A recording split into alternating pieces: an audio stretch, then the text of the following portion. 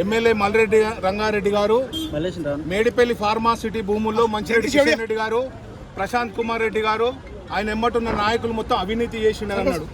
మొన్న press meet పెట్టి మంచిరెడ్డి కిషన్ రెడ్డి గారు చెప్పడం జరిగింది, మేము ఎక్కడన్నా మేడిపల్లిలో అవినీతి చేసినట్టయితే ఫార్మాసిటీ దగ్గర ఎక్కడన్నా రైతుల దగ్గర ఎకరం భూమి తీసుకున్నట్టయితే, ఎక్కడన్నా రైతుల దగ్గర డబ్బులు తీసుకున్నట్టయితే మేడిపల్లి చౌరస్తాకు వస్తాము, గ్రామ పంచాయతీ కాడ కూర్చుంటాము, ఎక్కడన్నా రైతులు మమ్మల్ని రైతుల సమక్షంలోనే చేర్చుకుంటామని చెప్పి ఎమ్మెల్యే మల్రెడ్డి రంగారెడ్డి గారికి సవాల్ విసిరినాం.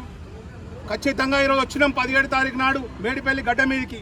ఈరోజు మల్రెడ్డి రంగారెడ్డి తోక ముడిచిండు, ఊర్లకు రాలేదు. ఈరోజు రాకుండా ఢిల్లీ ఎక్కడో పోయి నాటకాలు ఆడుతూ ఉన్నాడు, మీకు రాకుండా నాటకాలు ఆడుతూ ఉన్నారు. ఈరోజు మా యువ నాయకులు ప్రశాంత్ కుమార్ రెడ్డి గారు మేడిపల్లికి వస్తాడు, 10 గంటలకు మేడిపల్లికి వచ్చిండు. కావాలని ఈరోజు పోలీసులు దౌర్జన్యం చేస్తూ ఊర్లకు రానియకుండా ప్రశాంతమైన వాతావరణం నిరసన తెలుపుతా ఉన్నాం.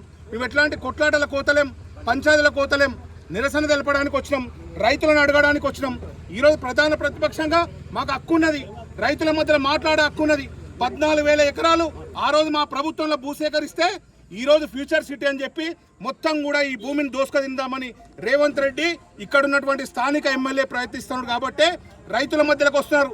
ఆ రోజు కాంగ్రెస్ ప్రభుత్వం ఏం చెప్పింది, బట్టి విక్రమార్క గారు ఏం చెప్పారు, సీతక్క గారు ఏం చెప్పారు, తీన్మార్ మల్లన్న ఏం చెప్పిండు, కోమటిరెడ్డి వెంకటరెడ్డి ఏం చెప్పిండు, ఇక్కడ ఉన్నట్టు కోదండ రెడ్డి ఏం చెప్పిండు, అందరు కూడా ఈరోజు ఆ రోజు ప్రతిపక్షంలో ఉన్నప్పుడు వీడికి వచ్చి భూములు వాపసు ఇస్తా అన్నారు.